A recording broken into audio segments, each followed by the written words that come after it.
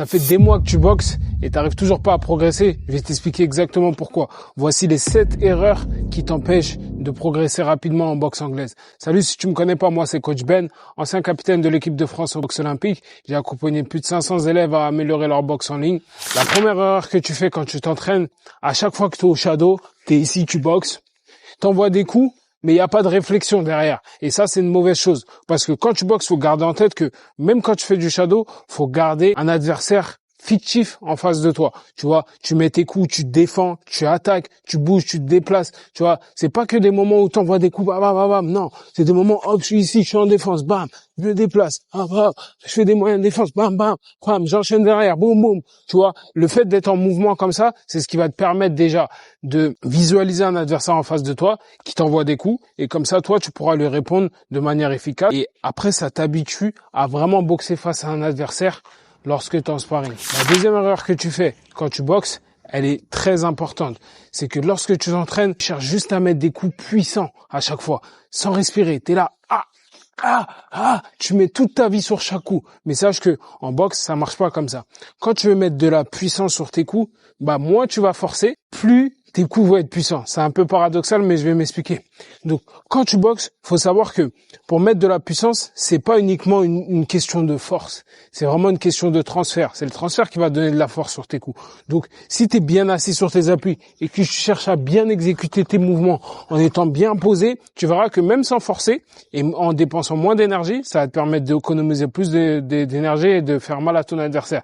Mais si tu forces à chaque fois sur tes coups, déjà ça t'épuise et en plus de ça, il n'y a pas beaucoup de résultats derrière. Donc non, garde en tête, quand tu boxes, reste relâché, envoie tes coups mais en coordonnant bien les pieds et les mains, bam, bam, bam, bam, bam, pour garder de l'efficacité à chaque fois et aussi de la puissance. La troisième erreur que tu fais lorsque tu boxes, tu gardes tout le temps le même rythme.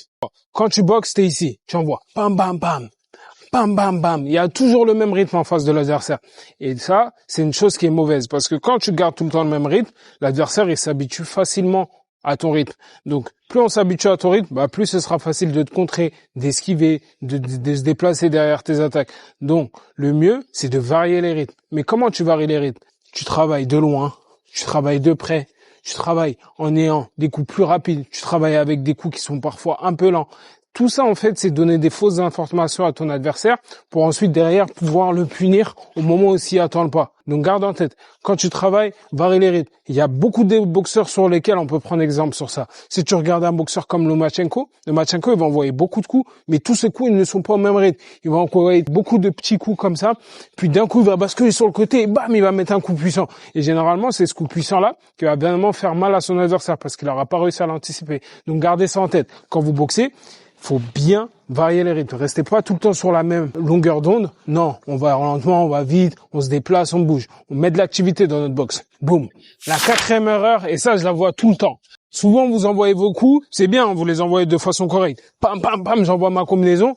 Puis après, derrière ça, il n'y a plus rien qui se passe. Non, c'est là le moment où vous êtes le plus en danger. Quand un adversaire, il veut vous taper, c'est justement au moment où vous frappez et juste après. Donc si après votre attaque, vous avez un bon enchaînement, et après derrière, vous bougez pas, ou vous restez juste ici, vous allez prendre ces coups directement. Non, faut garder ça en tête. Quand j'envoie mes combinaisons, bam, je me déplace, bam, bam, bam, je fais des petits moyens de défense, bam, je me déplace, hop, bam, bam, bam, et bam. Vous voyez, le fait de rajouter, même si là je l'ai fait lentement, mais le fait de rajouter du mouvement derrière mes attaques, ça rajoute tout de suite du style à ce que je fais. Si je reste statique et que j'envoie des belles combinaisons, c'est une bonne chose, mais il faut savoir que c'est un échange quand vous boxez. L'adversaire qui est en face de toi, il va chercher à te mettre des coups. Donc, si toi t'es statique et tu bouges pas, t'attends pendant 1 heure, après tes combinaisons, il va venir te contrer. Donc garde ça en tête. Quand tu boxes, toujours derrière tes attaques, bam, déplace-toi, fais des petits moyens de défense. Mais attention, se déplacer, ça veut pas dire partir à 15 km. Vous avez vu, quand je me déplace, je reste toujours dans le même périmètre, mais je suis mobile. Mobilité que j'utilise en étant relâché. Vous avez vu, là, bam, hop, hop, hop, hop, hop. Vous avez vu des petits mouvements, des petits pas glissés, des petits pas sur les côtés. C'est ce qui me permet de rester dans une zone assez proche pour pouvoir réattaquer et aussi éviter les coups potentiels qui peuvent arriver derrière mes attaques. La cinquième erreur, je la vois très souvent aussi, c'est lorsque vous boxez, mettez des coups, c'est bien, mais derrière ça, vous avez la garde qui s'affaiblit au fur et à mesure des rounds. Là, bam, bam, bam, vous commencez bien avec les mains montées, bam, bam, bam, et au fur et à mesure des rounds, la garde elle descend. Ça s'explique comment? Ça s'explique par le fait que quand vous boxez, tout simplement, vous avez les épaules qui sont un peu trop crispées. Et vous restez ici. C'est-à-dire au début, c'est bien, vous tenez, bam, bam, j'envoie, bam, bam, bam, bam, je tiens. Et au fur et à mesure, quand vous allez faire ça, vos épaules, elles vont descendre. Ce qui fait que votre garde aussi, elle va descendre. Donc vous allez prendre des coups. Donc gardez ça en tête. Quand vous voulez avoir une garde qui est assez solide, il faut avoir les épaules assez relâchées, légèrement orientées vers l'intérieur et les garder ici. Quand vous êtes ici, vous allez voir que vous allez moins les épuiser, les trapèzes et les épaules, et ça va vous permettre de tenir plus sur la longue. Hop, bam, je me mets combinaison, bam, bam, bam. Et le seul moment où mes mains vont monter sur le front, c'est lorsque l'adversaire va taper. Là, je serai obligé d'avoir les épaules un peu plus hautes, boum, boum, monter mes mains, et attendre que la pluie elle passe. Et une fois que c'est passé, hop, mes mains redescendent, et boum. Mes cartes redescendent, vous avez vu, toujours au niveau du menton, boum, boum, et je mets mes coups, boum, boum, boum, vous avez vu? Là, comme ça vous permet d'économiser de l'énergie et de garder une garde solide. Bon.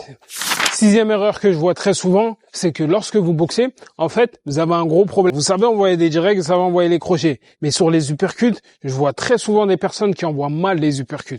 Et c'est peut-être ton cas. Donc, quand vous mettez vos uppercuts, déjà, faut garder en tête que la stature, vous devez être obligatoirement assis sur les jambes. Parce que je vois très souvent des mecs boxer, ils vont chercher que des crochets, bam, ou des directs, bam, mais ils oublient les uppercuts. Pourtant, les uppercuts, c'est un coup qui est très, très, très intéressant s'il est bien utilisé.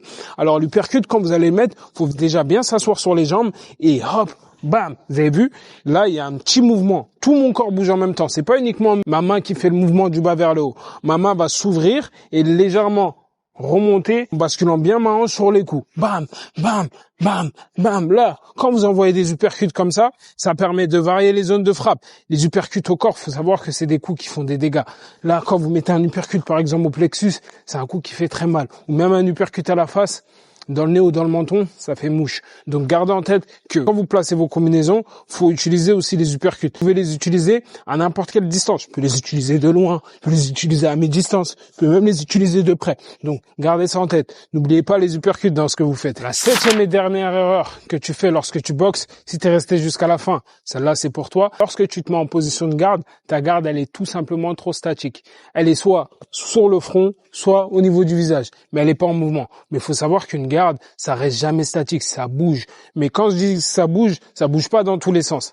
Je m'explique. Quand vous mettez votre garde, si vous restez tout le temps crispé ici ou tout le temps crispé là, ça va vous fatiguer et en plus vous allez recevoir des coups. Mais par contre, si vous avez une garde qui est en mouvement, mais toujours dans un périmètre assez restreint pour éviter de prendre des feintes et de bouger les mains dans tous les sens, ça va vous permettre d'avoir une garde qui est beaucoup plus efficace. Bam, je suis ici, hey, bam, bam, et boum, boum, boum. Vous avez vu, ma garde elle est en mouvement, mais elle reste toujours dans un périmètre assez proche de mon visage pour pouvoir revenir en protection assez rapidement. Vous avez vu, même des fois par moment, je me mets un petit peu sur le côté comme ça, mais même en baissant ma main ici, elle est capable de monter assez rapidement au niveau du visage. Donc gardez ça en tête. Quand vous avez une garde, faut jamais rester dans une position trop statique. La garde, elle est en mouvement. Comme vous. Boum, boum, boum, boum, boum. Si tu as kiffé cette vidéo, n'oublie pas de partager, liker et t'abonner. Des conseils comme ça, il y en aura plein d'autres. Donc reste branché. C'était Coach Ben.